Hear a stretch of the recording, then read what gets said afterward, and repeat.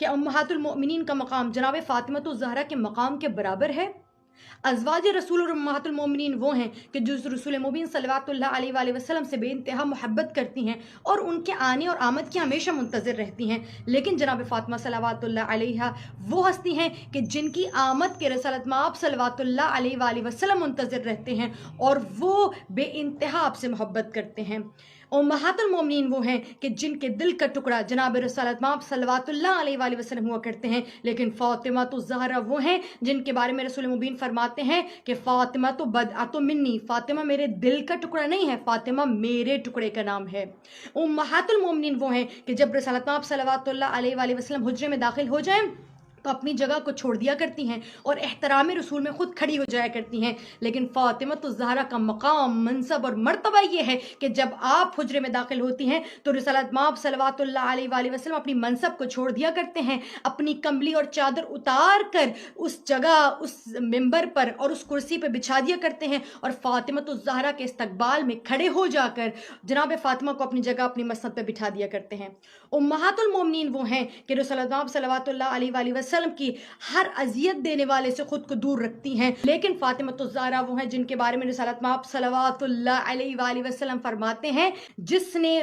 فاطمہ الزہرا کو تکلیف پہنچائی اس نے مجھے تکلیف پہنچائی، ومن آذانی، اور جس نے مجھے تکلیف پہنچائی اس نے اللہ سبحانہ وتعالی کو تکلیف پہنچائی۔ امہات المومنین وہ ہیں کہ جن کے بارے میں رسالت مآب صلوات اللہ علیہ وآلہ وسلم تعریفی کلمات کہتے نظر آتے ہیں اور انہیں امت کی مائیں کہتے ہوئے نظر آتے ہیں، لیکن فاطمہ الزہرا صلوات اللہ علیہ وآلہ وسلم وہ ہیں جنہیں حضرت صلوات اللہ علیہ وآلہ وسلم نے سیدۃ نساء العالمین یعنی خود امہات المومنین اور دنیا اور آخرت کی تمام تر نیک عورتوں کی سردار کہا ہے، اور یقیناً نیک عورتوں میں ازواج مطہرات بھی ضرور آتی ہیں۔ تو جناب فاطمہ وہ ہستی ہیں جو اپنی ماؤں سے بھی بڑھ کر ہیں انشاءاللہ، یقیناً اور امہات المؤمنین وہ ہیں جو حضور اکرم صلوات اللہ علیہ وآلہ وسلم کی صداقت اور ایمانداری کی گواہی دینے والی ہیں اور گواہ بن جانے والی ہیں، لیکن فاطمہ الزہرا وہ ہیں کہ جب میدان مباہلہ میں کسی صدیقہ کی ضرورت پڑی ہے اور کسی ایسی خاتون کی ضرورت پڑی ہے کہ جسے اسلام اور دین کی سربلندی کے لیے لے جانے کی ضرورت پڑی،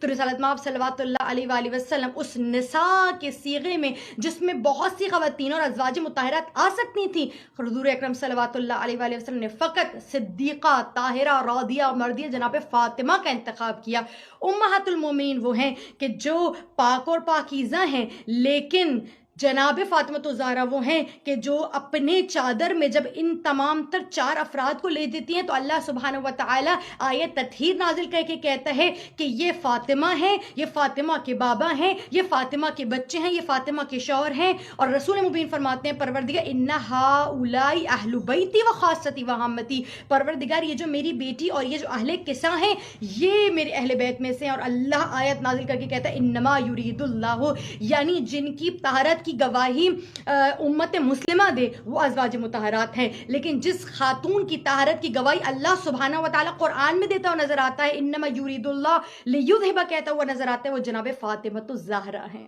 ازواج مطہرات وہ ہیں کہ جب دنیا کو دین سیکھنا ہو تو ان کے پاس جاتی ہیں، لیکن فاطمہ الزہرا وہ ہیں کہ جب ازواج مطہرات اور امہات المؤمنین کو